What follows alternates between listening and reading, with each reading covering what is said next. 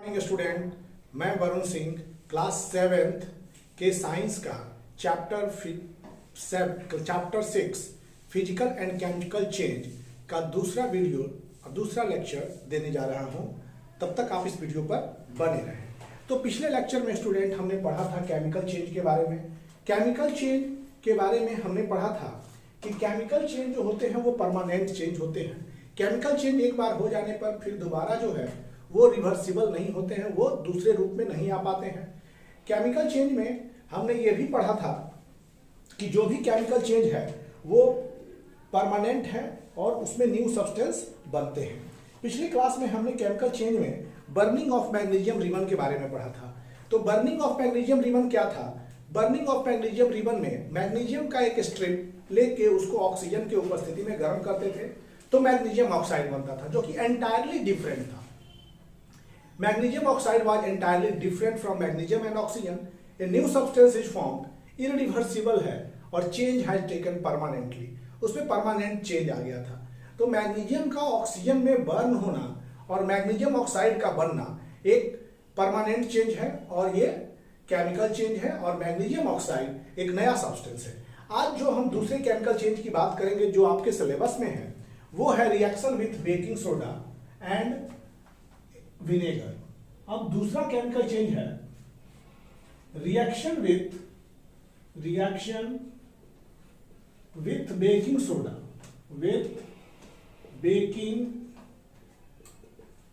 Soda reaction with baking soda and vinegar. Vinegar आप जानते हैं कि विनेगर जो है वो कॉमनली एसिटिक एसिड है जिसका फॉर्मूला CH3COH होता है। इसको बोलते हैं एसिटिक एसिड और 5 to 8% ऑफ एसिटिक एसिड के सॉल्यूशन को विनेगर कहते हैं। ये एक प्रिजर्वेटिव्स का काम करता है। विनेगर क्या होता है? Preservative. Vinegar is a preservative. Baking soda का विनेगर के साथ रिएक्शन मिक्स करने पर जो कंपाउंड बनते हैं वो कार्बन डाइऑक्साइड बनता है। जब हम baking soda is commonly known as sodium hydrogen carbonate. इसको लिखते हैं हम लोग बेकिंग सोडा को सोडियम हाइड्रोजन कार्बोनेट।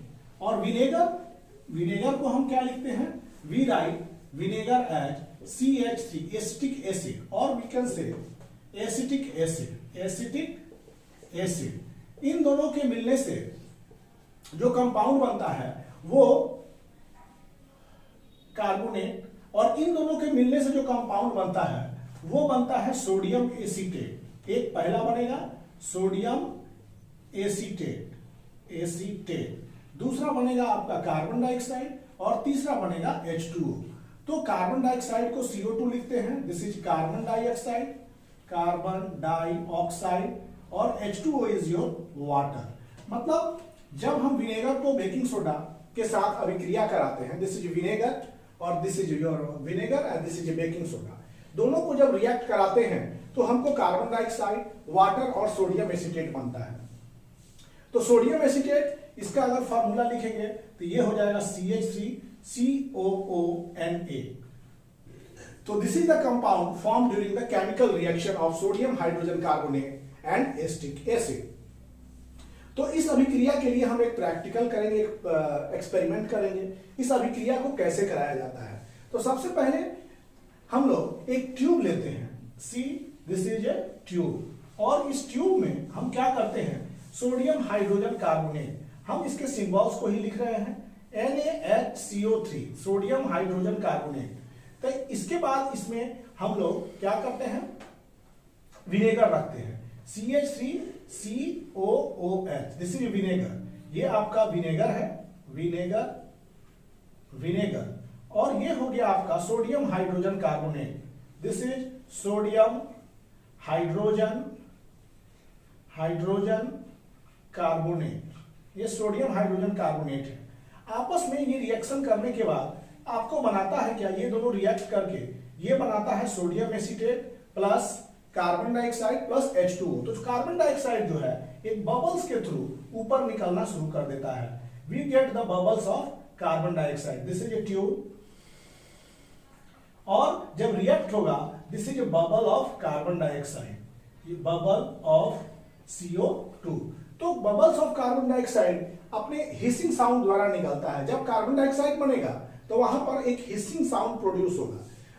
तो हमें यह दिखाना है कि अब जो है जब ये दोनों रिएक्ट किया, सोडियम हाइड्रोजन कार्बोनेट, सो बेकिंग सोडा और विनेगर जब आपस में रिएक्ट किए तो एंटायरली न्यू सब्सटेंस का जन्म होता है, जिसमें सोडियम एसीटेट, कार्बन डाइऑक्साइड और H2O बनते हैं। अब आपका ये पदार्थ नहीं रहेगा, दिस पूरा का पूरा नया पदार्थ में बदल गया है। ये पूरा के पूरा चेंज इनटू न्यू सब्सटेंस, ये पूरे नए पदार्थ में बदल गए हैं। सो हम इसमें कहेंगे कि बेकिंग सोडा और विनेगर जब आपस में रिएक्ट करते हैं तो एंटायरली डिफरेंट कंपाउंड बनाते हैं, और वो एंटायरली डिफरेंट कंपाउंड हैं sodium acetate, carbon dioxide and water. तो ये क्या है, ये भी एक एग्जांपल है आपका केमिकल रिएक्शन का। तो व्हाट वी कैन से, हम लोग क्या कह सकते हैं कि बेकिंग सोडा एंड विनेगर का reaction is chemical change. Reaction between baking soda and reaction sodium hydrogen का। तो ये जो है, ये जितना भी आपके पास कंपाउंड ये हमको मिले, entirely new substance, entirely new substance from original से जो है ये पूरा का पूरा अलग है। Entirely new substance from original compound, तो एंटायरली न्यू बना तो वो केमिकल चेंज है। So this is a chemical change, so this is chemical change. ये एक रासायनिक बदलाव है, केमिकल चेंज है। अब हम लोग इसके एक्सपेरिमेंट के लिए ये भी देखेंगे कि इसमें बनने वाला जो गैस था हमारा, वो कार्बन डाइऑक्साइड था। This gas is carbon dioxide. You already have learn that carbon dioxide is used in photosynthesis. तो इसकी जांच के बारे में हम सोचेंगे कि कैसे जानेंगे कि जो गैस निकला है वो कार्बन डाइऑक्साइड है। तो इसके लिए हम एक एक्सपेरिमेंट करेंगे। उस एक्सपेरिमेंट में इस तरह से है। अब इस एक्सपेरिमेंट को हम करने जा रहे हैं कि रिएक्शन जो है वो बेकिंग सोडा और कार्बन डाइऑक्साइड, बेकिंग सोडा और विनेगर का reaction is a chemical change. तो इसलिए बच्चे थोड़ा गौर से आप देखेंगे कि यहां पर एक टेस्ट ट्यूब लिए हुए हैं हम, टेस्ट ट्यूब। तो गैस जो होता है वही गैस जो है, इसमें गैस ऊपर बुलबुला के साथ कार्बन डाइऑक्साइड निकलता है। तो सबसे पहले यहां पर विनेगर हमने लिया, विनेगर, इसमें विनेगर का we have added vinegar, sorry, इसमें हम लोग 10 मिलीलीटर विनेगर लेते हैं। Suppose this is your tube, और इसमें हम क्या किया, इसमें हम लोग 10 मिलीलीटर विनेगर लिए। पहला है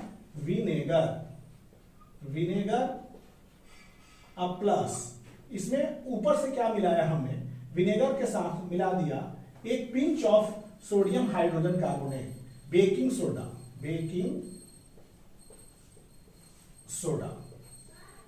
विनेगर और बेकिंग सोडा के मिलाने के पश्चात ये जो है कार्बन डाइऑक्साइड के बुलबुले हिसिंग साउंड के साथ आने लगते हैं। This carbon dioxide gas produced is, ये कार्बन डाइऑक्साइड के बुलबुले हिसिंग साउंड के साथ निकलना शुरू कर देते हैं। और यहां पर एक कॉर्क लगाए रखते हैं हम लोग। कॉर्क क्या करता है, दिस इज योर कॉर्क, और यहां से ये कार्बन डाइऑक्साइड CO2 गैस जो है यहां से निकलना शुरू कर देती है। और एक दूसरे ट्यूब की बात करेंगे हम। जब दूसरे ट्यूब की बात करेंगे तो उसमें जो है दूसरे ट्यूब में हमने क्या लगाया है, उसमें भी एक ट्यूब को ऐसे जोड़ रखा है, और उसमें उस ट्यूब के सहायता से हम कार्बन डाइऑक्साइड इसमें पहुंचाते हैं। तो कार्बन डाइऑक्साइड, तो इसमें लिया रहते हैं हम लोग lime water. What we have taken, lime water. अब बच्चों ये मालूम होना चाहिए कि लाइम वाटर है क्या। You should know what is lime water. तो लाइम वाटर, जैसे कि आप मार्केट से कैल्शियम कार्बोनेट या मार्बल या चूना लाते हैं, दैट इज बूझा चूना हम लोग कहते हैं, कैल्शियम ऑक्साइड और क्विक लाइम, हम जाते हैं और मार्केट से लाते हैं। When we have to whitewash, जब हमको घर में व्हाइट वॉश करना होता है तो हम लोग मार्केट में जाते हैं और बूझा चूना लेके आते हैं। जैसे हम कैल्शियम ऑक्साइड, क्विक लाइम में हम पानी डालते हैं तो उसमें फटफड़ाहट देखने को मिलती है, और वो आपस में रिएक्ट करने लगते हैं, वाटर एंड कैल्शियम ऑक्साइड, जिससे बनता है हमारा कैल्शियम हाइड्रोक्साइड। तो जैसे बनेगा तो उसके ऊपरी पानी को जो बोलते हैं, नीचे वाले की नहीं, ऊपरी पानी को हम लोग लाइम वाटर बोलते हैं। और लाइम वाटर में जैसे ये बुलबुला CO2 का उठा कार्बन डाइऑक्साइड का, तो ये कार्बन डाइऑक्साइड गैस आपको इस परखनली से होते हुए निकलेगी और निकलने के बाद ये दूसरी परखनली में इसका जो पाथ बनाया गया है उस पाथ से होते हुए कार्बन डाइऑक्साइड ये दूसरी परखनली में प्रवेश कर जाएगी। ये CO2 हुआ। तो लाइम वाटर प्लस CO2 एक बहुत बड़ा चीज है कि जब लाइम वाटर CO2 से अभिक्रिया करता है तो वो क्या हो जाता है, वो मिल्की अपीयरेंस हो जाता है, इसका रंग जो होता है ज्यादा दूधिया हो जाता है। तो ये एक टेस्ट है, बहुत बड़ा टेस्ट है, standard test of carbon dioxide है। तो turning of lime water milky in presence of carbon dioxide is a standard test of carbon dioxide. अगर ये मिल्की नहीं होगा तो ये गैस कार्बन डाइऑक्साइड आपका नहीं होगा। तो ये एक एक्सपेरिमेंट है, एक टेस्ट है, जिससे हम ये बताते हैं कि जो भी बेकिंग सोडा और विनेगर के साथ अभिक्रिया हुआ उसके फलस्वरूप कार्बन डाइऑक्साइड गैस निकला, और वो कार्बन डाइऑक्साइड जब हम लाइम वाटर में मिलाते हैं तो लाइम वाटर का कलर मिल्की हो जाता है। दिस सजेस्ट दैट कि carbon dioxide gas has produced during the reaction of vinegar and baking soda. तो लाइम वाटर का अगर हम फॉर्मूला की बात करें तो लाइम वाटर को हम लोग लिखते हैं, lime water is written as, lime water को हम लिखते हैं CaOH whole twice, calcium hydroxide plus carbon dioxide, ये बन जाता है CaCO3 प्लस बचा H2O। तो CaCO3 प्लस H2O, तो यहां पर ये कैल्शियम कार्बोनेट बन गया और वाटर बन गया। तो ये भी एंटायरली डिफरेंट है। What is this? This is entirely different from this compound. तो this reaction is also a chemical change, ये भी एक केमिकल चेंज है किसमें new substance is form, new substance with new property, new substance with new property is form. इसमें भी नया substance new property के साथ बनता है, और so this is also a chemical change, ये भी आपका एक केमिकल चेंज है। तो यहां पर हमने देखा कि केमिकल चेंज क्या है, केमिकल चेंज में नए पदार्थ का जन्म होता है। अब तीसरे एक्सपेरिमेंट की बात करेंगे तो तीसरा एक्सपेरिमेंट जो होगा ये हम लोग reaction between copper sulphate and iron. अब तीसरा हम एक्सपेरिमेंट कंडक्ट करेंगे कॉपर सल्फेट जो कि नीला होता है, और कॉपर सल्फेट के नीले सॉल्यूशन को हम लोग बोलते हैं नीला थोथा इन हिंदी, और इंग्लिश में बोलते हैं उसको ब्लू विट्रॉल। अंग्रेजी में कॉपर सल्फेट 5H2O को बोलते हैं नीला थोथा, हिंदी में CuSO4 को बोलते हैं हम लोग, हिंदी में बोलेंगे नीला थोथा, अंग्रेजी में बोलेंगे ब्लू विट्रॉल। तो अब रिएक्शन बिटवीन कॉपर सल्फेट, आपका थर्ड एक्सपेरिमेंट है reaction between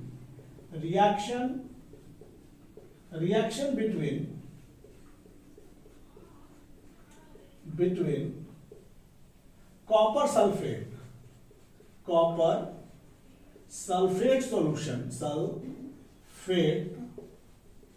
solution, reaction between copper sulfate solution and iron nail और आयरन नेल के बारे में। तो कॉपर सल्फेट और आयरन नेल की अभिक्रिया को हम लोग पढ़ेंगे। तो कॉपर सल्फेट और iron nail, when an iron object kept immersed in blue colored solution of copper sulfate, जब किसी आयरन से बने वस्तु को कॉपर सल्फेट के ब्लू सॉल्यूशन में, कॉपर सल्फेट का सॉल्यूशन ब्लू होता है और उसमें अगर हम आयरन नेल को डालते हैं तो क्या होता है कि केमिकल चेंज उसमें ऑब्जर्व करने को मिलता है। We see chemical change. तो what type of chemical change we see is as follow, जिसको हम बताने जा रहे हैं। तो इसमें देखिए ये कॉपर सल्फेट का सॉल्यूशन है। अगर ये बात करें तो रिएक्शन बिटवीन ये copper sulphate solution, this is solution of copper sulphate. तो कॉपर सल्फेट का सॉल्यूशन कैसा होता है बच्चों? नीला। तो copper sulphate, this is your copper sulphate solution. So this is copper sulphate solution, ये आपका कॉपर सल्फेट का सॉल्यूशन हुआ। ये हो गया कॉपर सल्फेट। तो कॉपर सल्फेट के सॉल्यूशन में हम लोग आयरन नेल डालते हैं। एक लकड़ी सी लोहे की बनी कील को हम लोग इसके अंदर डालते हैं। लोहे से बनी कील का अर्थ है, ये हो गया आयरन नेल, इसको बोलते हैं iron nail. This is your iron nail, ये आयरन नेल है। तो लकड़ी से बने लोहे की कील को हम इसके अंदर प्लेस करते हैं।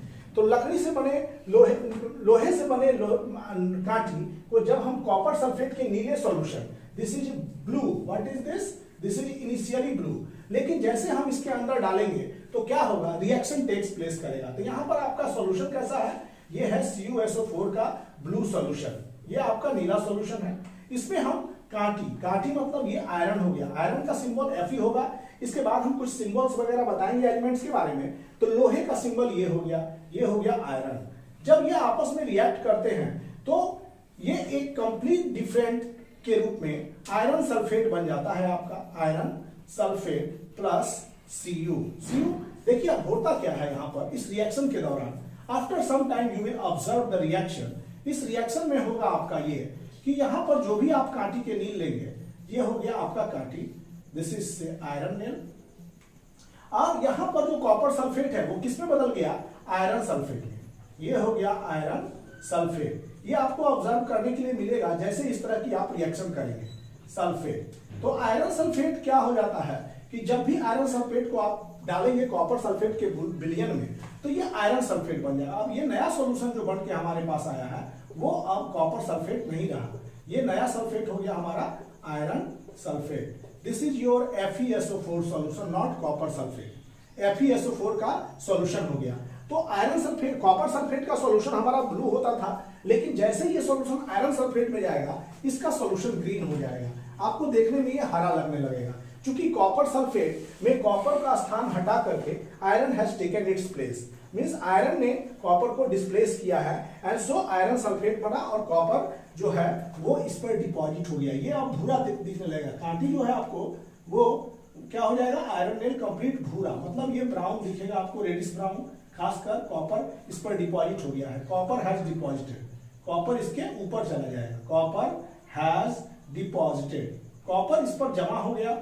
तो कॉपर जब इस पे जमा हो गया तो आयरन आपको कांटी जो है कॉपर की तरह दिखना शुरू कर देगी। तो ये रिएक्शन कंप्लीटली क्या था, एक केमिकल चेंज था, क्योंकि इसमें नए चीज बन गए। अब इससे ये जल्दी नहीं बन सकते, ये नहीं बन सकते।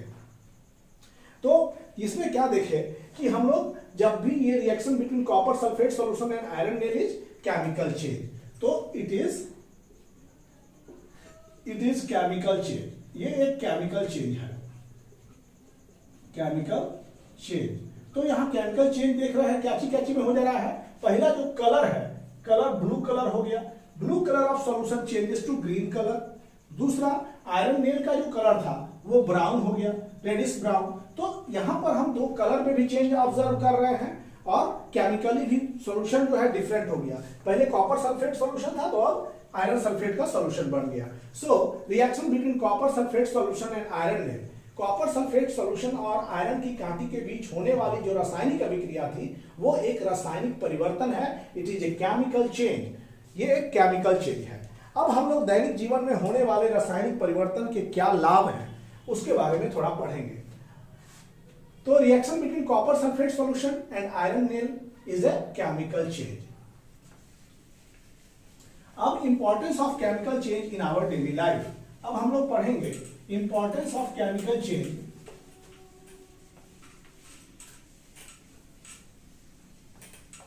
importance of chemical change in our daily life, importance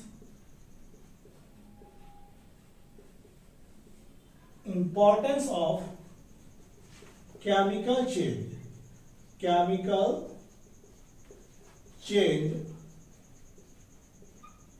in our daily life,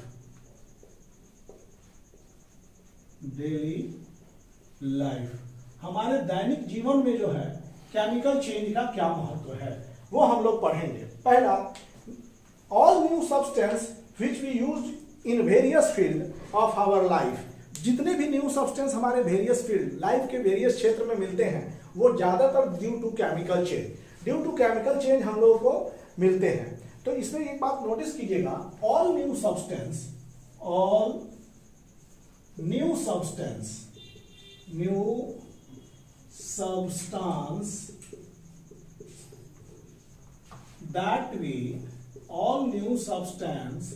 that we see in our daily life, that we use in our various field of our life, in various field of our life, field of our life is due to chemical change, is a result of chemical change. ये किसका result है? Result of chemical change, ये रासायनिक परिवर्तन का एक परिणाम है। केमिकल क्या? रासायनिक चेंज का एक क्या है? परिमाण है। तो हम लोग देखते हैं परिणाम है, मतलब कि जितने भी चेंज हमारे इर्द गिर्द हो रहे हैं और उसमें नए पदार्थ बन रहे हैं, various field of our life, in हमारे जीवन के विभिन्न क्षेत्रों में, वो एक रासायनिक परिवर्तन के द्वारा ही है। तो नए सब्सटेंस का निर्माण होना रासायनिक अभिक्रिया का एक प्रमुख लक्षण है। तो मेटल्स जो एक्सट्रैक्ट करते हैं हम लोग नेचुरली, जितने भी मेटल को खनिज से निकाला जाता है उस खनिज को बोलते हैं, जिससे मेटल हम आसानी से निकाल लेते हैं तो उसको क्या बोलते हैं? ओर बोलते हैं। मेटल एक्सट्रैक्टेड इकोनॉमिकली और प्रॉफिटेबली फ्रॉम ओर, मतलब कि हम लोग आसानी से मेटल को जिस खनिज से निकालते हैं उसको हम ओर बोलते हैं। तो ओर में जो है वहां भी केमिकल रिएक्शन करा के करना पड़ता है एंड उसमें सीरीज ऑफ केमिकल चेंज होते हैं। तो ओर से मेटल का निकलना is an example of chemical change. Extraction of metal, example, extraction of metal, extraction of metal from its naturally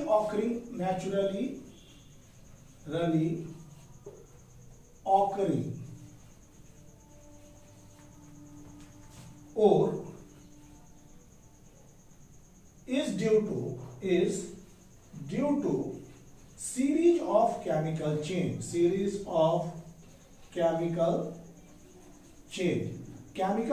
के दौरान जो बहुत सारे परिवर्तन आते हैं, is due to series of a chemical change. इसमें केमिकल चेंज बहुत ज़्यादा होता है। तो केमिकल चेंज केमिकल रिएक्शन से उत्पन्न होता है। तो हम लोग क्या है कि जो भी मेटल्स हम लोग निकालते हैं मिनरल से, नेचुरली ऑकरिंग ओर से, तो it is due to series of chemical change. बहुत सारा रासायनिक अभिक्रियाएं, बहुत सारा रासायनिक परिवर्तन से होकर गुजरना पड़ता है जब हम ओर से मेटल को निकालते हैं। जब धातु से, when we extract metal from ore, we perform series of a chemical reaction to obtain metal. Metal को obtain करने के लिए बहुत सारे सीरीज ऑफ केमिकल चेंज करने पड़ते हैं। तो यहाँ भी ये रासायनिक परिवर्तन का एक महत्वपूर्ण नजारा देखने को मिलता है। अब हम लोग क्या, जितने भी मेडिसिन बन रहे हैं हमारे मेडिसिन के क्षेत्र में, वहाँ भी बहुत सारा केमिकल रिएक्शन होता है और उन केमिकल्स के फलस्वरूप हमारे मेडिसिन का निर्माण होता है। तो medicine are prepared by carrying out medicines are prepared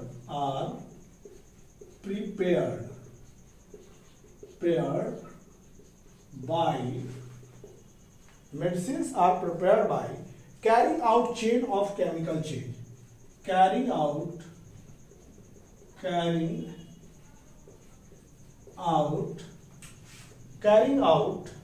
chain of chemical change, chain of chemical change, carry out chain of chemical change. Medicines are prepared by carrying out chain of chemical change. रासायनिक परिवर्तन, medicine prepared होते हैं रासायनिक अभिक्रिया के द्वारा। बहुत सारे रासायनिक अभिक्रिया को करा के मेडिसिन का निर्माण होता है। बहुत सारे मटेरियल्स जैसे डिटर्जेंट्स हो गया, सॉप हो गया, प्लास्टिक हो गया, परफ्यूम हो गया, एसिड्स हो गया, ये सब केमिकल रिएक्शन के द्वारा ही बनते हैं। सिंथेटिक रबर, सिंथेटिक प्लास्टिक जितने भी हैं वो सब केमिकल रिएक्शन से बनते हैं। मटेरियल सच एज, आप देखेंगे material such as plastic, materials such as plastic, soap, detergent,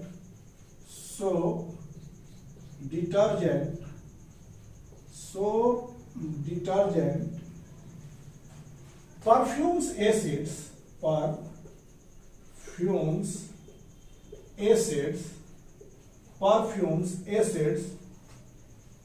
base, salt, base, acids, base, salt, all these are formed. All these are formed by chemical reaction. Chemical reaction के दौरान ये सब बनते हैं. Chemical reaction, और जो भी chemical reaction होगा जहां वहां केमिकल चेंज होगा. Where there is a chemical reaction, there is chemical change. The every new materials is discovered by studying different type of chemical change. नए मटेरियल में नए रासायनिक चेंज होते हैं. So इसमें हम लोग क्या पढ़े अभी? Now we studied about the various importance of a chemical change. हमारे दैनिक जीवन में importance क्या है केमिकल चेंज का. Now student we are going to, हम लोग उस जगह पर पहुंच गए हैं कि हमने देखा कि केमिकल चेंज और फिजिकल चेंज क्या है. तो इसमें अब हम लोग डिस्टिंग्विश करेंगे कि राइट सम डिफरेंसेस. अब हम लोग डिफरेंस पर पहुंच गए कि right difference between physical and chemical change. If the question is very important, so you must notice this question. आप इस क्वेश्चन को ध्यान से देखेंगे. Right difference between physical and chemical change. Here हम लोग right difference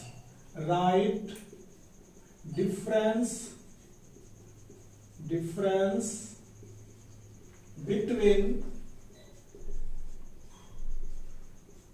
physical and chemical change. Physical and chemical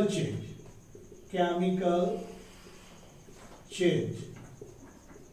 physical और chemical change के बीच हम अंतर को आज स्पष्ट करेंगे.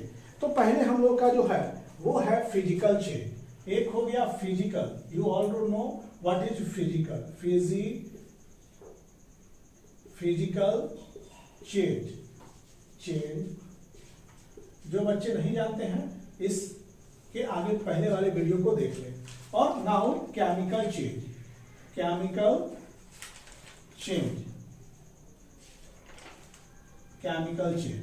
तो फिजिकल चेंज और केमिकल चेंज में हम लोग डिफरेंसेस को स्टडी करेंगे.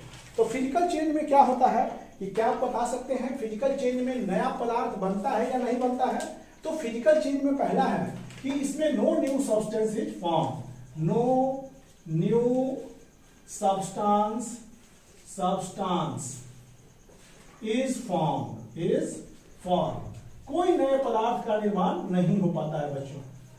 फिजिकल चेंज एक ऐसा चेंज है जिसमें नया पदार्थ बनता ही नहीं है. क्या आप कहीं दिखा सकते हैं physical change? Tearing of papers को हम काटते हैं. No new substance is form. तो कोई नया पदार्थ नहीं बनता है. दूसरा केमिकल चेंज में new substance with new property. New substance with new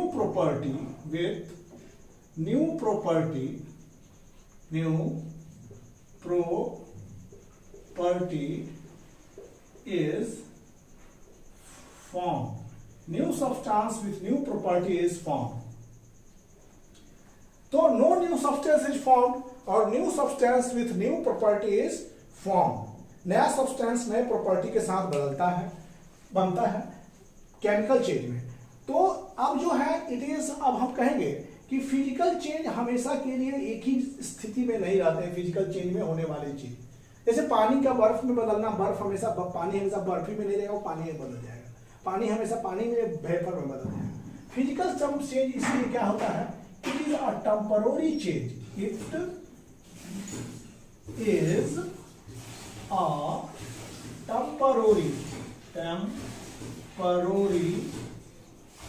temporary change. ये टेम्पररी बदलाव है, अस्थायी बदलाव है. दूसरा है it is a permanent change. ये परमानेंट चेंज है, ये अस्थायी बदलाव है. तो टेम्पररी चेंज और ये परमानेंट चेंज हो गया. तीसरा physical change is easily reversible. Physical change is reversible. Physical change is reversible.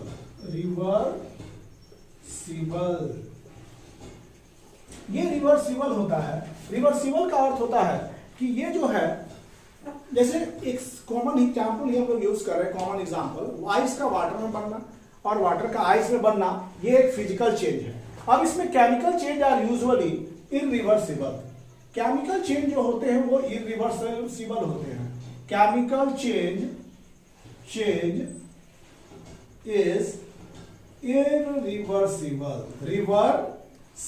Chemical change जो होता है वो इरिवर्सिबल होता है, मतलब कि एक बार होने के बाद फिर वो दोबारा नए चीज में नहीं बदलेगा। इसमें क्या, फिजिकल चेंज में very little amount of energy is release और एब्सॉर्ब। फिजिकल चेंज के दौरान बहुत कम। Fourth properties, during physical change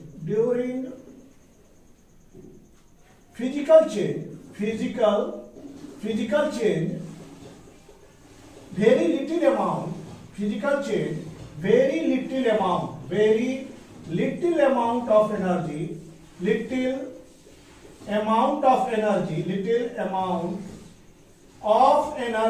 amount of energy is released or absorbed. Very little amount of energy is released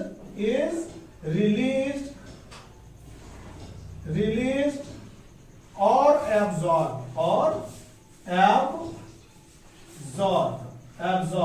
Very little amount of energy release होते हैं या absorb होते हैं फिजिकल चेंज के दौरान। केमिकल चेंज में क्या होता है कि lot of energy in the form of heat and light is released during chemical change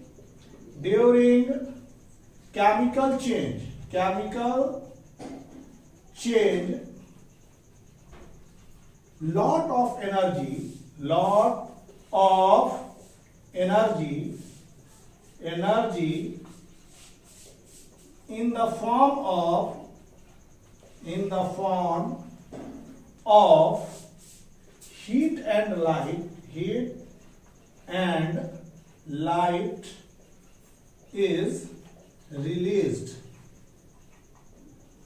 heat and light is released. मतलब केमिकल चेंज के दौरान बहुत ज्यादा मात्रा में एनर्जी निकलता है, heat, light and also you can say and sound. Heat, sound and light, आवाज भी उत्पन्न होता है। तो so these are the 4 basic difference which we have seen during physical and chemical change.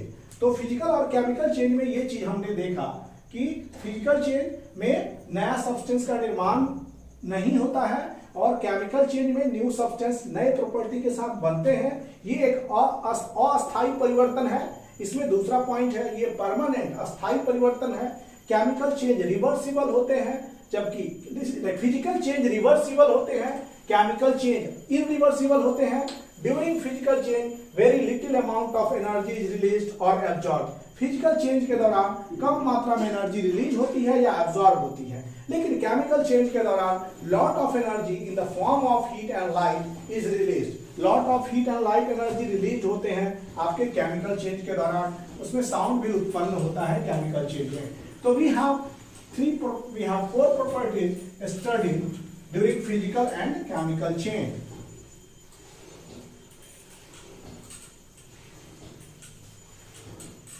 अब हम लोग पढ़ेंगे same substance can undergo physical change और chemical change. Same substance can undergo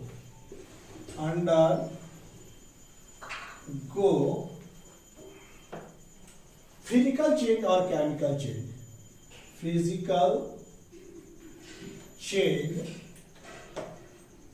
Physical change and chemical change. Same substance can undergo physical change and chemical change. एक ही पदार्थ में रासायनिक प्रतिक्रिया, रासायनिक परिवर्तन और भौतिक परिवर्तन आपको देखने के लिए मिल सकता है। जैसे अगर हम बात करेंगे एक पेपर के बारे में, तो पेपर को हम लोग क्या करते हैं कि अगर किसी पेपर को लेके अगर हम उसके बारे में सोचें, तो suppose this is a paper, और इस पेपर को अगर हम साइज की बात करें तो पेपर के साइज जैसे देखेंगे, ये पेपर है। इस पेपर में अगर हम बात करेंगे तो ये पेपर देखिए इतने बड़े साइज का ये पेपर है और इस पेपर को अगर हम फाड़े तो ये फाड़ने की प्रक्रिया देखिए ऐसे है, ऐसे है, मीन्स ऐसे है। तो इसमें जो है ये इसके टुकड़े छोटे छोटे हो गए, इनको हम जोड़ के हम उसके ओरिजिनल रूप में नहीं कर सकते हैं। अगर हम पेपर की बात करें तो इसमें छोटे छोटे टुकड़े हो गए हैं, देखिए इसके छोटे छोटे टुकड़े, अगर हम इसको जोड़ना भी चाहें तो इसके ओरिजिनल फॉर्म में करना थोड़ा कठिन है। लेकिन अगर हम बात करेंगे इसके नेचर की तो ये पेपर ही है, ये भी जिस चीज का बना है वो पेपर ही है, इसमें कोई नया पदार्थ नहीं बना है, पेपर का पेपर ही रह गया। So this is a physical change. तो पेपर का टीयरिंग ऑफ पेपर जो है, पेपर की बात करेंगे तो टीयरिंग ऑफ पेपर क्या है, physical change. Tearing of paper, tearing of paper, paper is physical change, physical change. Tearing of paper, paper is a physical change. अगर हम पेपर को फाड़ते हैं तो फाड़ने की प्रक्रिया फिजिकल है, भले उसके आकार, जैसे मान लीजिए पेपर का साइज हमारा ये था, अगर हम कुछ समय के बाद इसको डिफरेंट आकार में बांट देते हैं, पेपर का साइज हमारा ये हो गया। अब ये पेपर का जो साइज है सब अलग अलग साइज में आ गए, मतलब देखिए ये पेपर, ये कटने के बाद हम इसको इस तरह से बना दिए पेपर को। तो पेपर क्या हो गया कि पेपर हो गए हमारे डिफरेंट साइज के हो गए, we have got all 4 different size of paper. अब इसको जोड़ने की प्रक्रिया थोड़ी आसान नहीं है, इसको ओरिजिनल फॉर्म में लाना थोड़ा मुश्किल है, लेकिन है क्या, ये पेपर अगर है जिस चीज का ये बना है, ये भी टुकड़ा उसी चीज का बना है, ये भी टुकड़ा उसी चीज का बना है, ये भी टुकड़ा उसी चीज का बना है, ये भी टुकड़ा उसी चीज का बना है, तो no new substance is form. So tearing of paper is physical change. Tearing के बाद इसमें कोई नया पदार्थ नहीं बन पाया। लेकिन अगर हम बात करते हैं पेपर को जलाने की, अगर हम पेपर को जला देते हैं, suppose this paper has been burnt off, इसको आग लगा दिए जल गया, तो क्या बदलेगा, ऐश में बदल जाएगा, राख में बदल जाएगा। तो राख जो है एंटायरली डिफरेंट है इस पेपर से, राख का जो कॉन्स्टिट्यूएंट है इसके पेपर की कॉन्स्टिट्यूएंट से एंटायरली डिफरेंट है। जलने के बाद वो किस चीज में बदल जाएगा, कार्बन डाइऑक्साइड, मॉइस्चर और जो बहुत सारे gas, different type of gas will release. तो ये बर्निंग ऑफ पेपर क्या हो गया, burning of paper is a chemical change. देखिए एक ही पदार्थ जो है दोनों परिवर्तन दिखा रहे हैं। पेपर का फाड़ना एक फिजिकल चेंज होता है, एक भौतिक परिवर्तन हुआ, लेकिन जब पेपर को हम मैच स्टिक से बर्न कर देते हैं तो पेपर का जल के राख होना ये एक केमिकल चेंज है।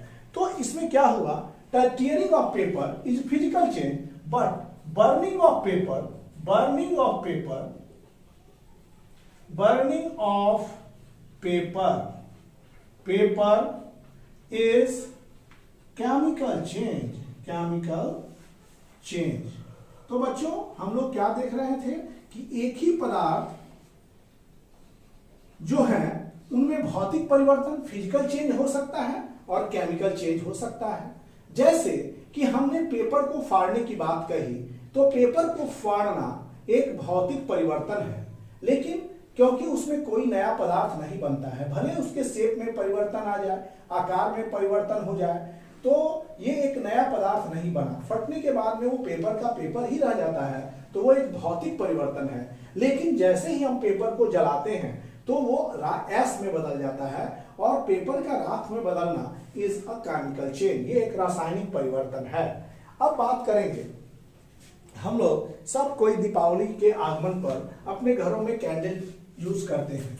तो व्हाट इज कैंडल, कैंडल एक वैक्स, कैंडल मोम, वी से इट मोम।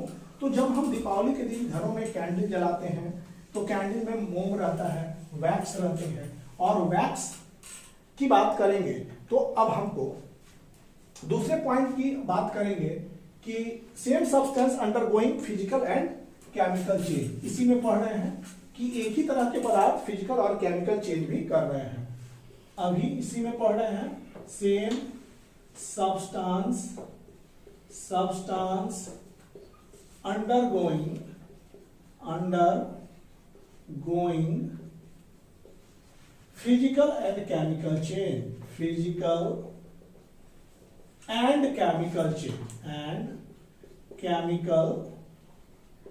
Chemical change. इसमें पहला हमने क्या पढ़ा, पहला हमने पढ़ा कि tearing of paper, tearing of paper is physical change, ये फिजिकल चेंज है, physical change, but burning of paper, you should know, burning of paper is chemical change, burning of paper क्या है? ये रासायनिक परिवर्तन है बच्चों। दूसरा, अगर हम सेम सब्सटेंस के लिए बात करें तो बर्निंग ऑफ, अगर हम मेल्टिंग ऑफ वैक्स की बात करेंगे, जैसे कि हम मोमबत्ती जब दीपावली में जलाते हैं तो दीपावली में मोमबत्ती जलने के बाद क्या होता है कि उसका मोम पिघलता है, तो वो मेल्टिंग कहते हैं, और ऊपर की लौ जलती है, मतलब वहां कैंडल का दो प्रक्रिया हो रहा है, कैंडल मेल्ट भी कर रहा है और उसमें कॉन्स्टिट्यूएंट पार्टिकल बर्न भी कर रहे हैं, मतलब उसके मोम जो है वो बर्न भी हो रहा है और पिघल भी रहा है। तो पिघलने की प्रक्रिया इज अ फिजिकल चेंज, लेकिन जलने की प्रक्रिया क्या है? Is a chemical change. So we can write the melting of wax, the melting of wax is a physical change. Melting of wax is a physical change. Or while burning of wax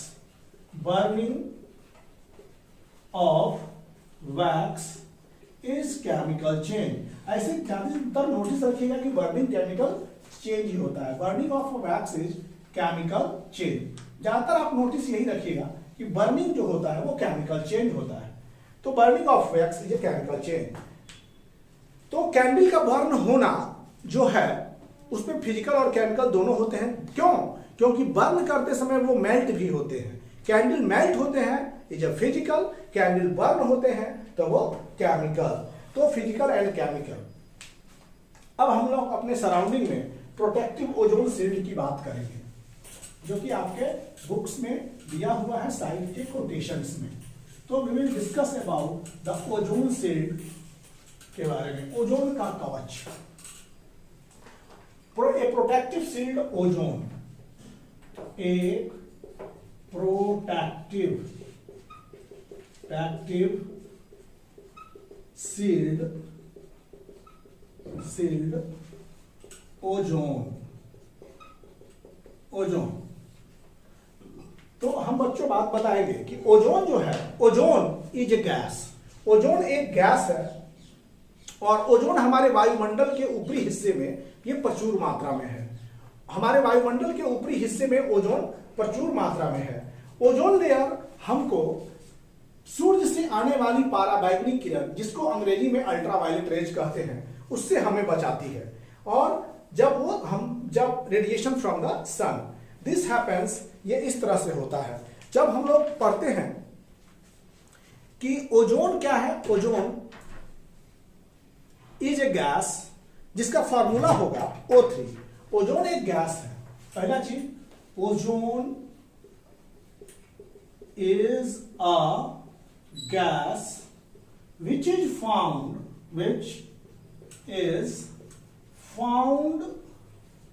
found in upper atmosphere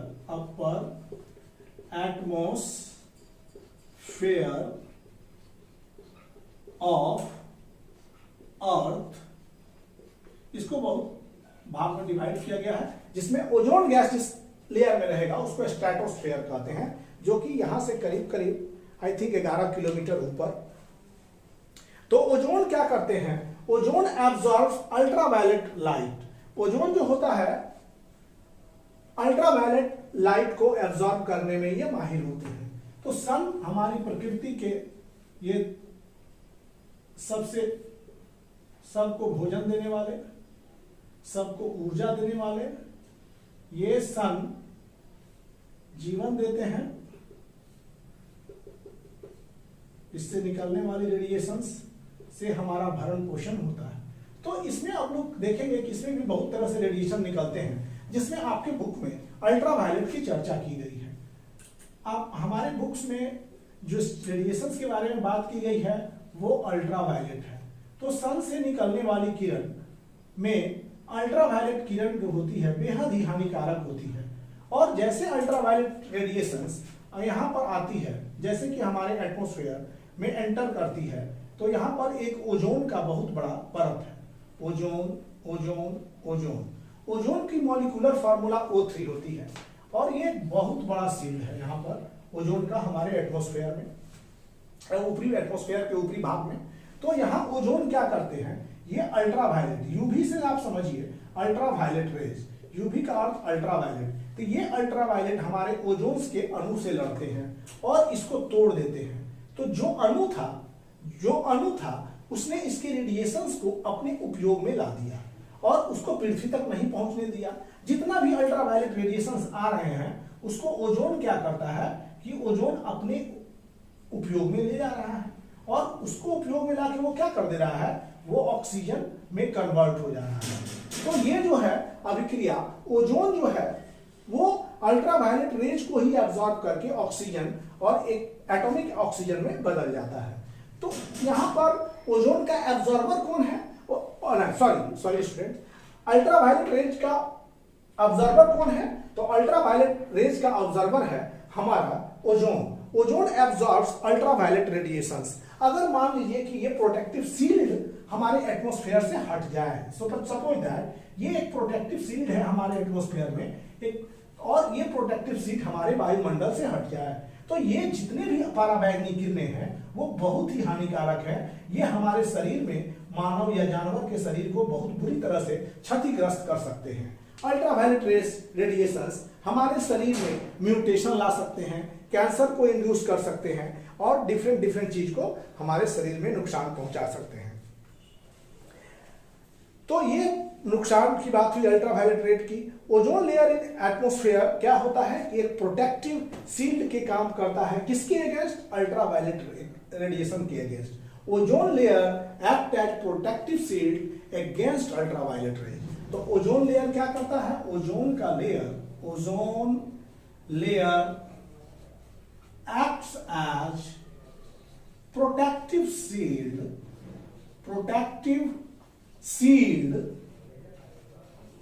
against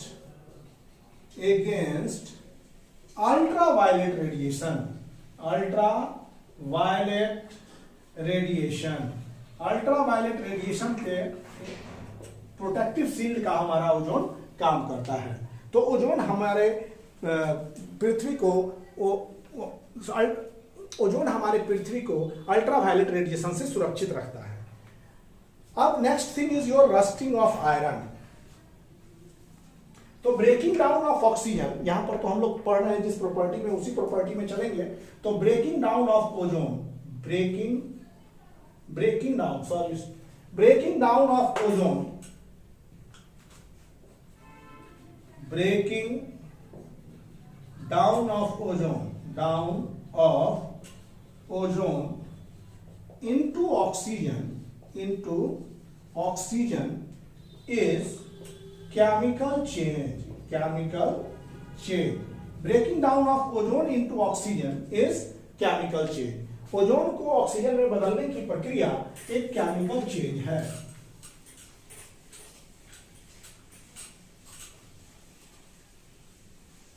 अब हम लोग पढ़ेंगे rusting of iron, ये भी chemical change है।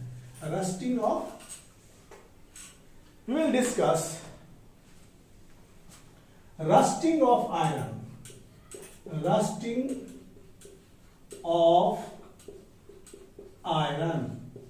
लोहे में जंग लगना। तो लोहे में जंग लगना, जब आयरन ऑब्जेक्ट को हम गीली हवा, मतलब गीलापन या हवा में छोड़ देते हैं, तो क्या होता है कि कंसिडरेबल टाइम में it get covered with red brown flaky substance. अगर हम लोहा को छोड़ देते हैं कुछ समय के लिए हवा या नमी में, तो उसके ऊपर एक रेडिश ब्राउन का फ्लेकी सब्सटेंस उत्पन्न हो जाता है। रेडिश ब्राउन का फोफलादार, मतलब फ्लेकी मतलब फोफलादार हो गया, तो रेडिश ब्राउन फोफलादार स्ट्रक्चर कायम हो जाता है। जो चुरिएगा तो वो चूर चूर होने लगता है। तो इसी को कहते हैं रस्टिंग ऑफ आयरन। तो जब आयरन आर्टिकल्स को डैम्प एयर में रख दिया जाता है, डैम्प एयर फॉर कंसिडरेबल, बहुत ज्यादा समय के लिए, कुछ समय के लिए रख देते हैं, तो क्या होता है कि आयरन आर्टिकल्स जो होते हैं उसके चारों तरफ रेडिश ब्राउन फ्लेकी सब्सटेंस का आवरण हो जाता है।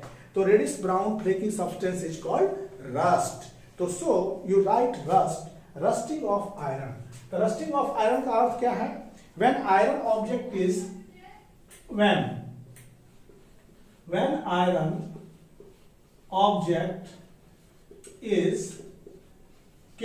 when iron object is kept or left in damp air, किस एयर की बात करेंगे?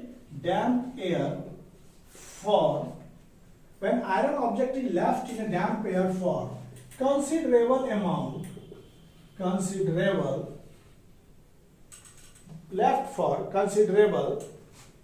टाइम, कुछ समय के लिए आयरन ऑब्जेक्ट को डैम्प एयर में छोड़ देने पर क्या होता है? It get covered with red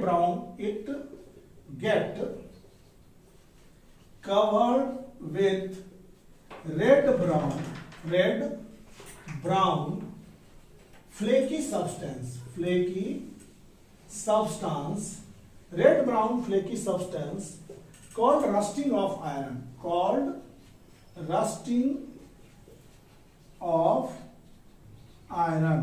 तो इस प्रक्रिया को हम लोग कहते हैं रस्टिंग ऑफ आयरन। और रेड ब्राउन फ्लेकी सब्सटेंस को रस्ट कहते हैं, red brown flaky substance called rust and the process is called rust and the process is called rusting of iron. ऐसी प्रक्रिया को रस्टिंग ऑफ आयरन कहते हैं, rusting of iron. During rusting of iron metal combines with oxygen. Rust की प्रक्रिया में क्या होता है कि धातु के साथ ऑक्सीजन जुड़ जाता है और जुड़ने के बाद क्या होता है कि आयरन ऑक्साइड का लेयर बना देता है। धातु के साथ ऑक्सीजन जुड़ जाता है, iron joins with oxygen to form iron oxide and this iron oxide is called rust. और ये खासकर आपके मॉइस्ट एयर में ही हो पाता है। ज्यादातर अगर मॉइस्ट एयर रहता है तो वहां ज्यादा रस्टिंग हो जाएगा। अगर मॉइस्ट एयर के प्रेजेंस में आयरन ऑक्सीजन से रिएक्ट करता है तो आयरन ऑक्साइड बनता है and this iron oxide is called rust. तो रस्ट के लिए during rusting you should note this, during rusting मतलब रस्टिंग के दौरान, rusting of iron, during rusting of iron iron metal combined with oxygen, iron metal combined with oxygen, iron metal combined with oxygen in presence of water, combined with the oxygen in presence of water, water थोड़ा रहेगा तो ज्यादा fast होता है, in presence of water to form compound, ये compound बनाता है जिसको हम compound which is iron oxide, ये आयरन ऑक्साइड बन गया। तो ये जो हो गया, this iron oxide is rust, this iron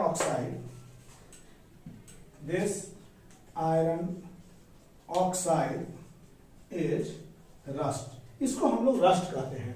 तो रस्ट का इक्वेशन आप लिखेंगे तो यहां पर लिखेंगे आयरन प्लस ऑक्सीजन, अब प्लस वाटर, यहां पर हम लोग वाटर नमी की जरूरत पड़ती है तो यहां बनेगा क्या? Iron oxide. This is what symbolically iron जो है Fe है, ऑक्सीजन O2 है और वाटर H2O है, तो बना क्या? Fe2O3, जिसको हम लोग रस्ट कहते हैं अकॉर्डिंग टू योर सिलेबस। और इसको लिख सकते हैं रस्ट के लिए Fe2O3 into moles of water, यहाँ पर हाइड्रेटेड पानी के कुछ रहते हैं, this is written like this. ये रस्ट हो गया, जंग का सूत्र हो गया। और ये क्या है? ऑक्सीजन और वाटर को मिला के क्या बनता है? This is A damp air. ये क्या हो गया? डैम्प एयर, मतलब air plus oxygen plus water, ये गीली हवा, नमी है, इसको नमी कहेंगे। तो नमी में ऑक्सीजन रहेगा ही रहेगा, आयरन के साथ अभिक्रिया करेगा तो आयरन जल्दी रिएक्ट करके जल्दी रस्ट हो जाएगा और धीरे धीरे उसका लाइफ टाइम खत्म होने लगता है रस्टिंग के बाद।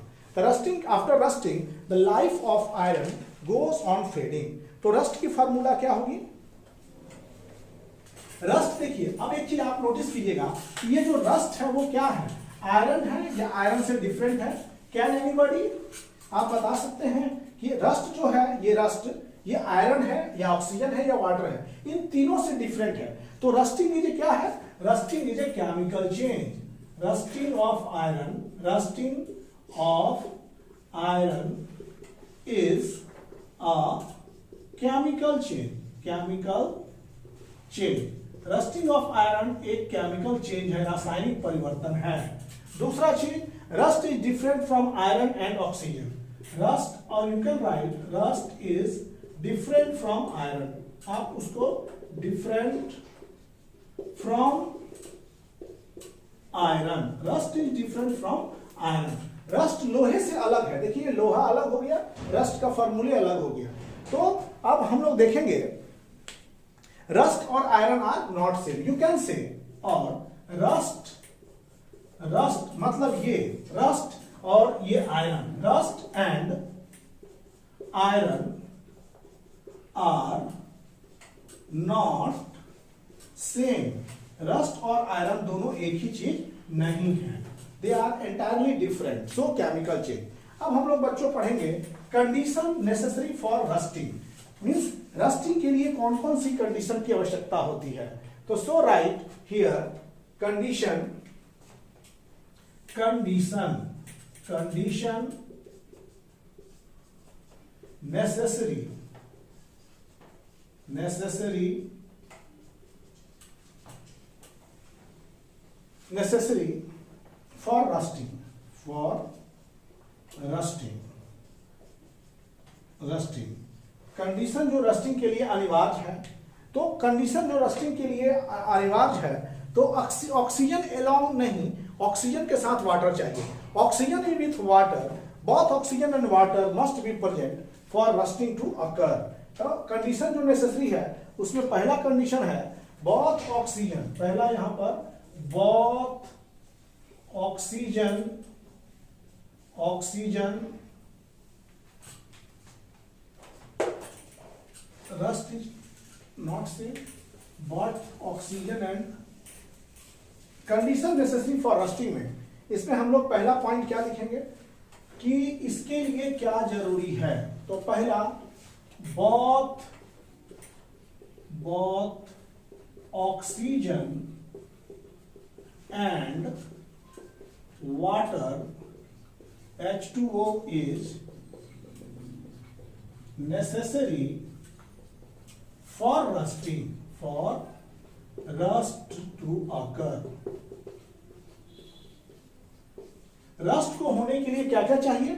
Oxygen and water. पहला प्रेजेंस ऑफ वाटर वेपर, अगर मान लीजिए कि इसको टर्म वाइज लिखिएगा तो इनको ऑक्सीजन भी चाहिए और वाटर भी चाहिए, लेकिन कभी कभी रस्टिंग की प्रक्रिया को फास्ट कर दी जाती है।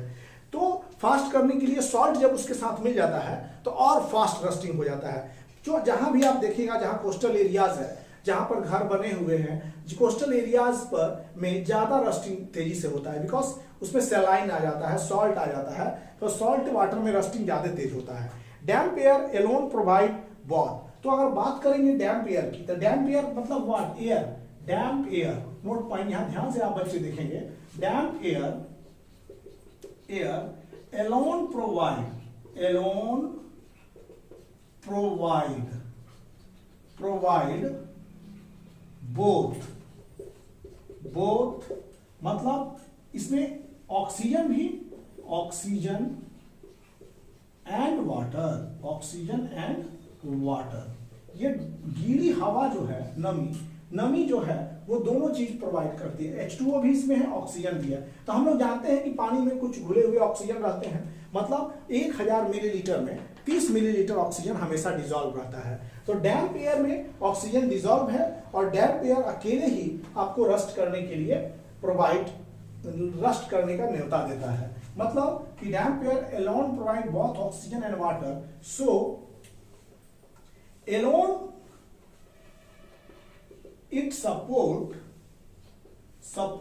fast rusting, support fast rusting alone इसमें जो होगा बहुत तेजी से रस्टिंग की क्रिया होने लगेगी डैम्प एयर के साथ। तो डैम्प एयर डेंजरस है रस्टिंग के लिए, so prevent iron articles from damp air. Damp air is very very harmful for iron because उसमें दोनों चीज है बच्चों, उसमें ऑक्सीजन भी है और वाटर भी है। Ordinary water have always some dissolve water, so ordinary water supply बहुत थी।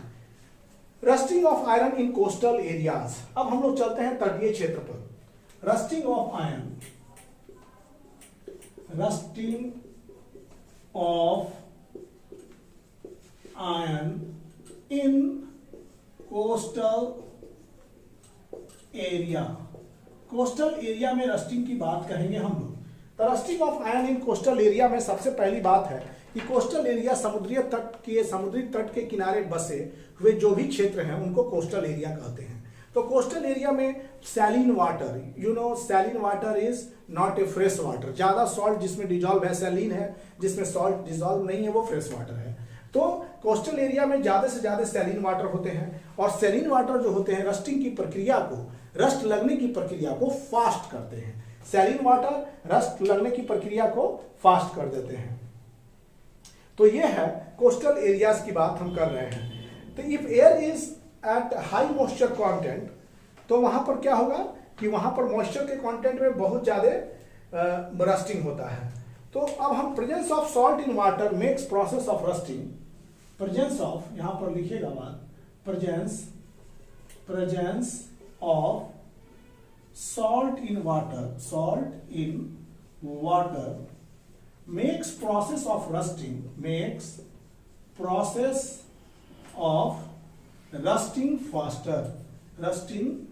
faster, मतलब जंग लगने की प्रक्रिया को तेज करता है। कौन सा चीज? सॉल्ट। तो सॉल्ट जो है वो जंग लगने की प्रक्रिया को फास्ट करता है। अगर एयर में मॉइस्चर है और ह्यूमिड है तो रस्टिंग को वो प्रमोट करता है, लेकिन अगर एयर में नमी है, नमी के साथ जो है उसमें सॉल्ट डिसॉल्व है तो वो और तेज कर देता है। So iron will rust much faster kept in sea water. तो आयरन देखिए एक फ्रेश वाटर है, यहां कर दिए फ्रेश वाटर, गौर से देखिए बच्चों। तो इसमें क्या है कि this is a fresh water you see here. अब इसमें किसी चीज की अगर मान लीजिए कि एक आयरन आर्टिकल हम डाल देते हैं तो इसमें जो रस्टिंग की प्रक्रिया है, रस्ट होगा, rusting will take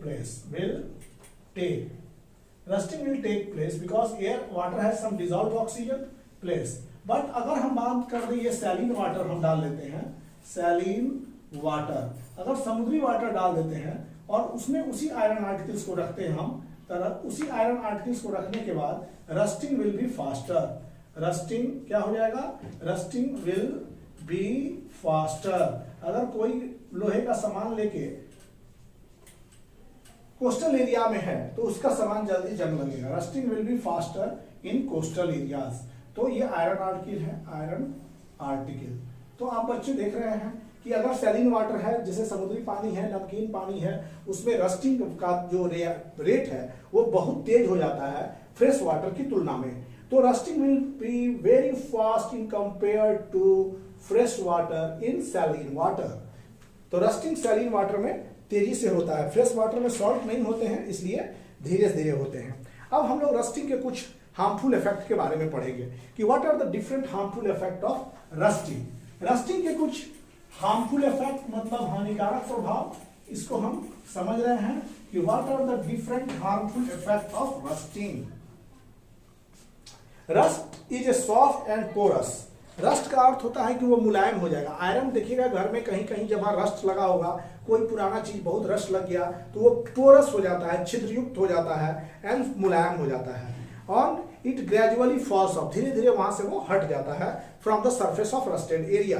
rusted iron object को जब, और आयरन का ऑब्जेक्ट जब उसमें रस्ट लगता है तो रस्ट लगने के बाद वो मुलायम हो जाता है और फोफलेदार हो जाता है और कभी कभी वहां से झड़ के गिर जाता है। रस्टिंग एक कंटिन्यूअस प्रोसेस है। Rusting is a continuous process. Rusting लगातार होने वाली प्रक्रिया है और स्लोली धीरे धीरे वो आयरन से बने वस्तु को खा जाता है। Rusting of iron causes great loss over the period of time. ये हमारा बहुत बड़ा नुकसान करता है, हमारे कंट्री का रस्टिंग बहुत बड़ा नुकसान कर रहा है। Rusting provides great loss of economy, Indian economy को बहुत बड़ा झटका देता है रस्टिंग। इसके प्रिवेंशन की बात करेंगे तो there are various method to prevent the rusting. तो रस्टिंग क्या होता है? Rust is soft porous. Rust is soft and porous अगर बात करें इसकी तो। दूसरा, and it gradually falls off, and it gradually falls off, धीरे धीरे वो क्या होता है? गिर जाता है। फ्रॉम द सरफेस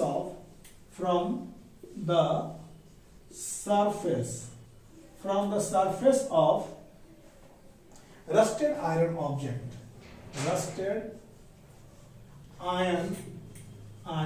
ऑब्जेक्ट, ये इससे क्या होता है? धीरे धीरे गिर जाता है। रस्ट एक soft porous and gradually falls off, धीरे धीरे वो झड़ना शुरू होता है। रस्टिंग एक कंटिन्यूअस प्रोसेस है। Rusting is a continuous process. You should notice rusting is continuous process. ये एक लगातार होने वाली प्रक्रिया है। Rusting is continuous process. ये प्रोसेस रस्टिंग एक लगातार होने वाली प्रक्रिया है। which slowly eat up the iron object, which slowly eat up the iron object, ये इसको आयरन ऑब्जेक्ट को खा जाता है। Iron object. रस्टिंग एक कंटिन्यूअस प्रोसेस है which slowly eats over the iron object and makes them useless, और उसको क्या बनाता है? makes them useless। रस्टिंग एक लगातार होने वाला प्रक्रम है जो धीरे धीरे पूरे आपके लोहे के वस्तु को खत्म कर देता है और उसको यूजलेस बना देता है। You can't use that rusted iron articles. अब क्या करेंगे हम? What we will do? हमारा अधिकांश सामान लोहे का है, बहुत सारा सामान लोहे का होता है, बहुत सारा चीज लोहे का है, तो उसको क्या करेंगे? उससे हम कैसे बचेंगे? तो उसके लिए बचाव भी है। अगर कोई नेचुरल फिनोमिना है तो उसका कोई काट भी है। अगर कोई नेचुरल फिनोमिना नुकसान पहुंचा रही है तो उसके लिए हम लोग बचाव करते हैं। तो prevention is the better cure for rusting. उसका बचाव ही सबसे बड़ा क्योर है। तो हम लोग पढ़ेंगे प्रिवेंशन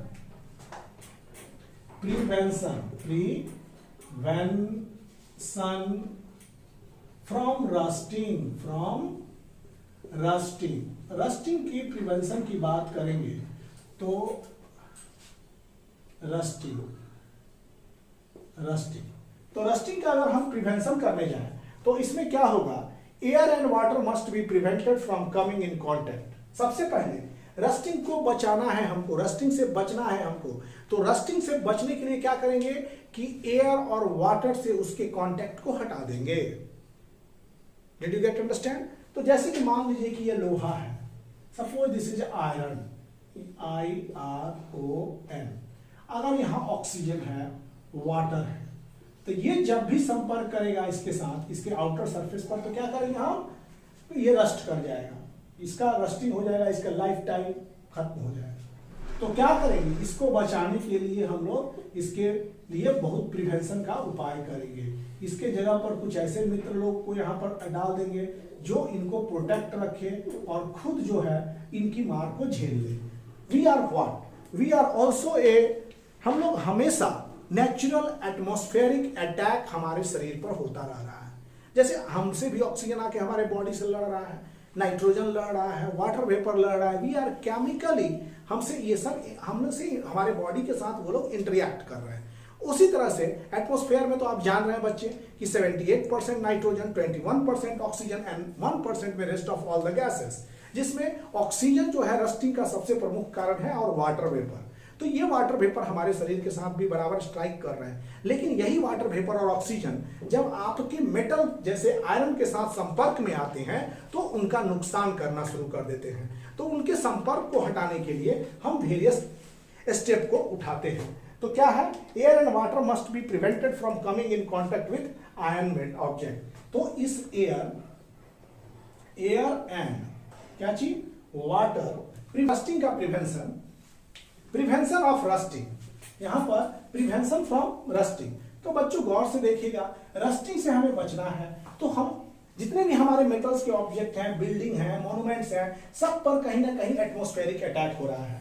एटमॉस्फेरिक का अटैक का अर्थ है कि यू शुड नो कि हम लोग एटमॉस्फेयर में ही घूम रहे हैं। जैसे हमारे चारों तरफ से वायु है, नाइट्रोजन है, ऑक्सीजन है, water vapour, carbon dioxide, and we are walking along with this.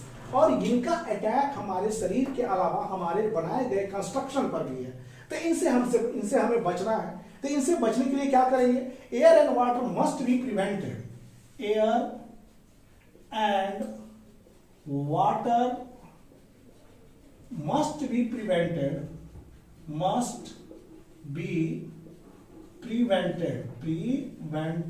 air and water must be prevented from coming in contact with coming in contact with iron। मतलब इन्हें आयरन के संपर्क से हमें बचाना पड़ेगा। और इसके लिए कुछ मेथड्स अप्लाइड हैं। पहला है, it can be prevented by some methods are पहला, it can be prevented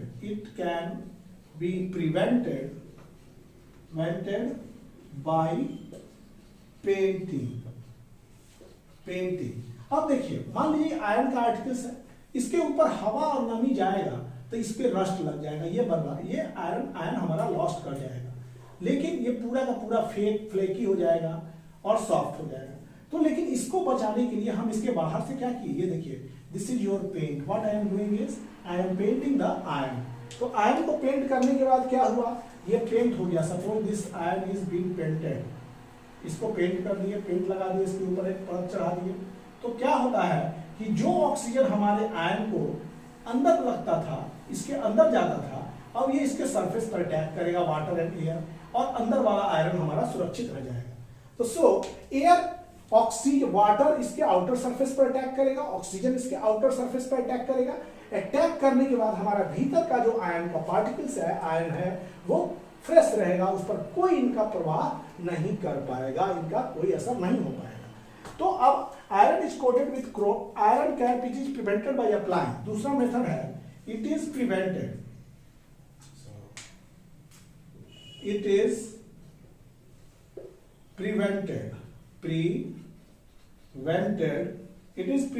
by applying grease। हम लोग ग्रीस लगा के, it is prevented by applying grease और ऑयल लगा के। Some grease and oil are applied to surface of iron object. ये grease और ऑयल भी, पेंट के अलावा हम लोग आयरन के ऊपर क्या लगा देते हैं, ग्रीस और ऑयल।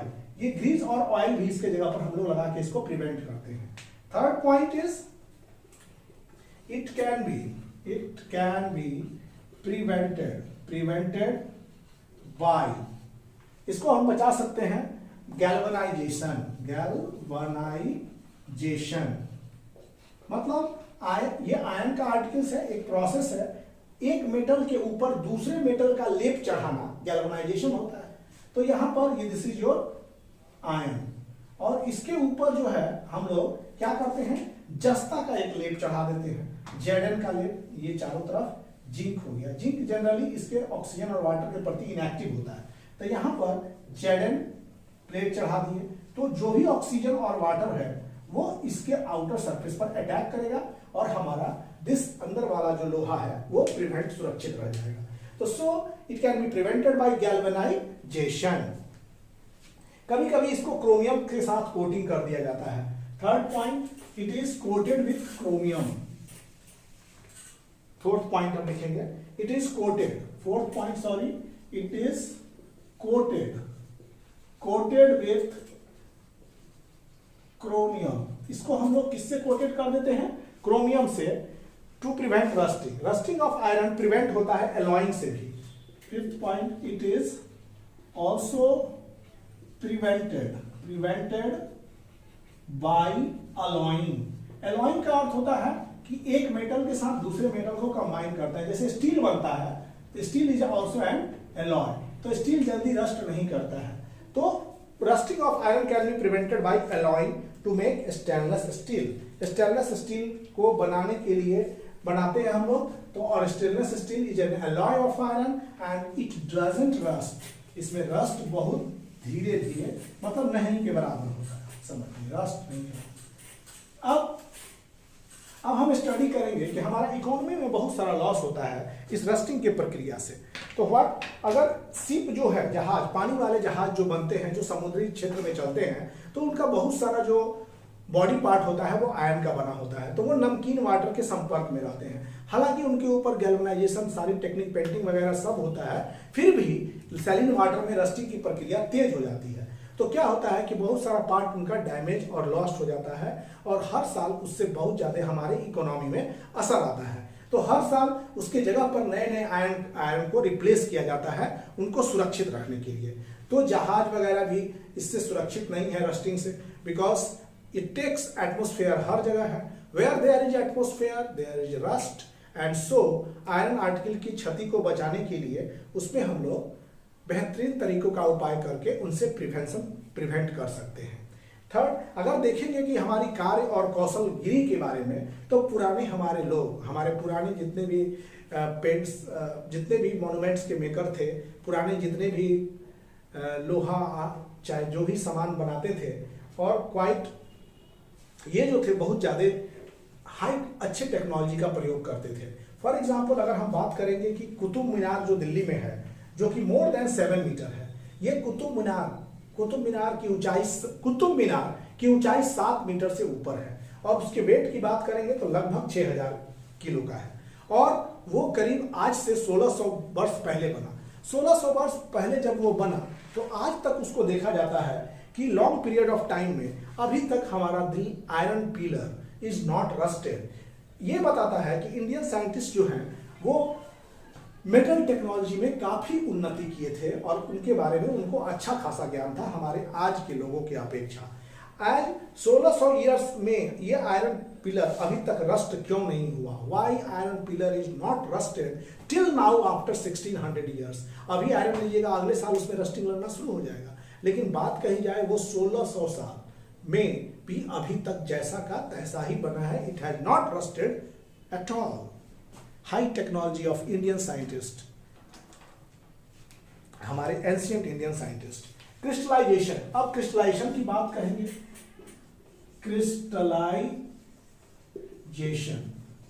क्रिस्टलाइजेशन का अर्थ हिंदी में हम लोग कहते हैं रवाकरण। क्रिस्टलाइजेशन को रवाकरण कहते हैं। तो इसमें क्रिस्टलाइजेशन में क्या होता है कि हम लोग क्लास 6 में पढ़े थे कि सी वाटर के अंदर क्या होता है, सॉल्ट डिसॉल्व होता है, और salt can be separated from sea water by the process of evaporation. Evaporation से हम सॉल्ट को सेपरेट करते हैं सी वाटर से। The process of evaporation is not a good technique for separation. लेकिन इवापोरेशन का जो प्रोसेस है वो अच्छी टेक्निक नहीं है। क्यों नहीं है? Why separation of salt can be separated from sea water by the process of evaporation. Salt can be separated. Salt can be separated from sea water. From sea water by the process of evaporation. Evaporation की तकनीक से हम लोग salt को निकालते हैं। The process of evaporation,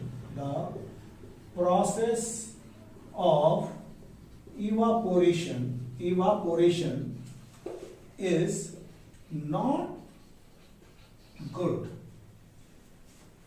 because good, पहला क्यों, वाई। अगर हम बात करेंगे वाई की तो देखेंगे soluble impurities do not get removed, soluble impurity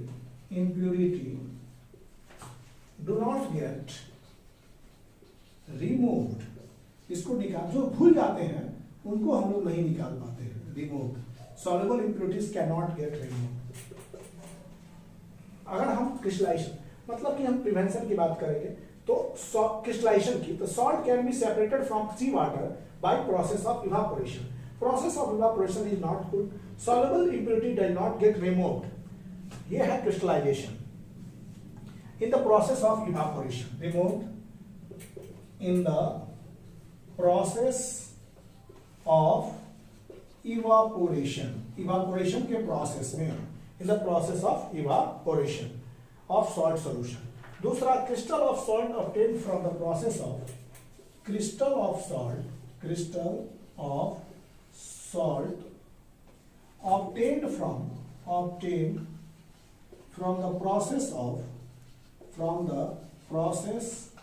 of evaporation means crystal of salt obtained from the process of evaporation are small, are ये छोटे, बहुत कम होते हैं, क्रिस्टल ऑफ सॉल्ट बहुत कम मिलते हैं, and shape of crystal can not be seen, and shape of crystal cannot be seen. Evaporation की मदद से crystal salt is obtained from the process of evaporation, इतने छोटे होते हैं कि उनके क्रिस्टल का शेप को हम लोग देख नहीं सकते हैं। लार्ज क्रिस्टल, अब यहां पर crystallisation, large crystal of pure substance can however, large crystal बनाना है, large crystal large crystal of pure substance can however of pure substance be obtained from their solution, be obtained from their solution।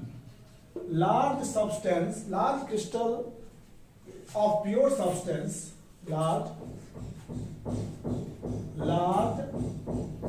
crystal of pure substance can be obtained from their solution by the process of crystallization, by the process of crystallization। ये crystallization की मदद से बड़े crystal को, solid soluble substance are usually, जितना भी solid soluble substance है उसको प्यूरिफाई करते हैं हम लोग क्रिस्टलाइजेशन से, means solid substance are usually purified by the process of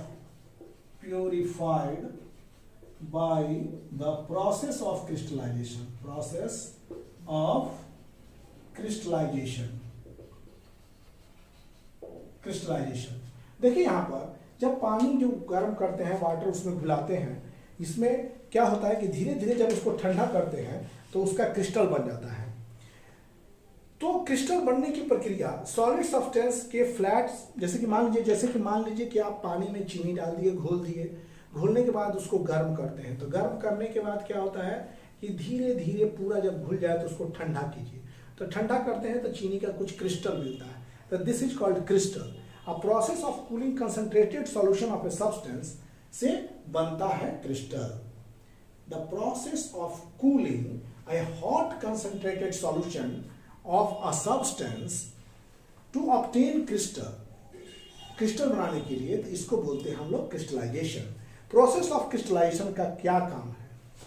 crystallisation, देखिए ये पॉइंट को जरूर नोट कीजिएगा, क्रिस्टलाइजेशन से बेहद मात्रा में क्रिस्टलाइजेशन। अब क्रिस्टलाइजेशन की डिफिनेशन अगर बात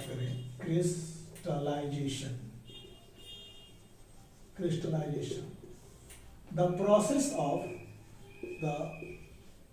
process of cooling a hot concentrated solution, cooling a hot concentrated solution, cooling a hot concentrated solution of a substance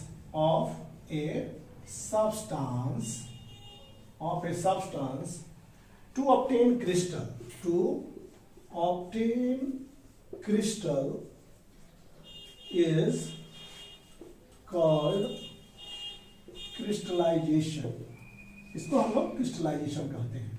तो cooling of hot concentrated solution को जब हम ठंडा करते हैं क्रिस्टल के लिए, जैसे मान लीजिए चीनी को गर्म के बहुत सारा चीनी डाल के उसका सीरा तैयार होता है, तो सीरा में धीरे धीरे करके उसको ठंडा करने लगते हैं। ठंडा करने के बाद देखिएगा कि चीनी का क्रिस्टल तैयार हो गया। इस प्रक्रिया को क्रिस्टलाइजेशन कहते हैं। Crystallization, the process of crystallization is to obtain, देखिएगा ये बात, the process of crystallization is to obtain large crystal of pure solid substance, large crystal of pure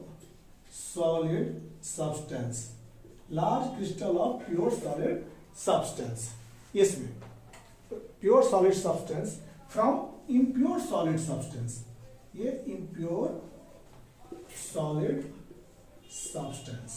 देखिए यहां पर क्रिस्टलाइजेशन को से हम लोग प्योर सॉलिड सब्सटेंस को निकाल लेते हैं, किसके थ्रू? इम्प्योर सॉलिड सब्सटेंस से। Impure solid substance contain two type of impurity. Impure solid substance में दो तरह की इम्प्योरिटीज होते हैं, एक सॉल्युबल इम्प्योरिटीज और एक insoluble impurities. Impure solid substance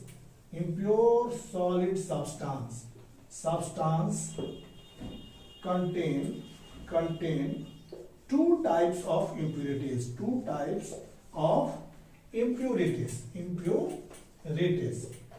इसमें दो तरह की इम्प्योरिटी, एक होता है सॉल्युबल जो घुल जाता है, सॉल्युबल इम्प्योरिटी, और दूसरा होता है आपका इनसॉल्युबल इम्प्योरिटी।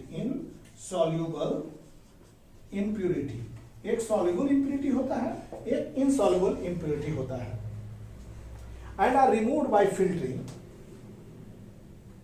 जैसे कि सॉल्युबल इम्प्योरिटीज को हम लोग फिल्टर करके निकालते हैं, जो इम्प्योरिटीज घुल जाता है उसको फिल्टर करके निकाल देते हैं। सो नोटिस कीजिएगा, सॉल्युबल इम्प्योरिटीज आर रिमूव्ड, जैसे कि insoluble and soluble impurity. Insoluble impurities देखिए, insoluble impurities are removed by filtering, and soluble impurity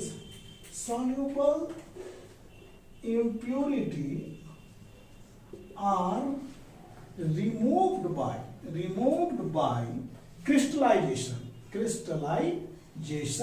सो बच्चों, one of the most important thing is crystallization. अगर किसी चीज में दो तरह की इंप्योरिटीज हैं, इनसॉल्युबल और सॉल्युबल इंप्योरिटीज, उसमें से हमको दोनों को अलग करना है। तो जो इंप्योरिटीज घुलेंगे नहीं उनको फिल्टर करके निकाल देंगे, और जो सॉल्युबल होंगे उनको क्रिस्टल बना के क्रिस्टलाइजेशन प्रोसेस से उनको बाहर कर लेंगे। तो ये जो हो गया, ये एक प्योरिटी, सॉल्युबल और इनसॉल्युबल इंप्योरिटी को निकालने का प्रोसेस है। तो क्रिस्टलाइजेशन के बारे में अगर हम देखेंगे तो there are many molecules in which water molecules of crystallization is present, जिसको आपको हायर क्लासेस में थोड़ा क्रिस्टलाइजेशन के बारे में पढ़ना है। तो आज का वीडियो जो है physical and chemical change chapter 6 का लेक्चर नंबर 2 के साथ ही आपका ये चैप्टर समाप्त होता है। तब तक के लिए thank you all the students for watching the videos, and फिर मिलेंगे अगले चैप्टर के साथ, अगले वीडियो में आपके साथ। Thank you.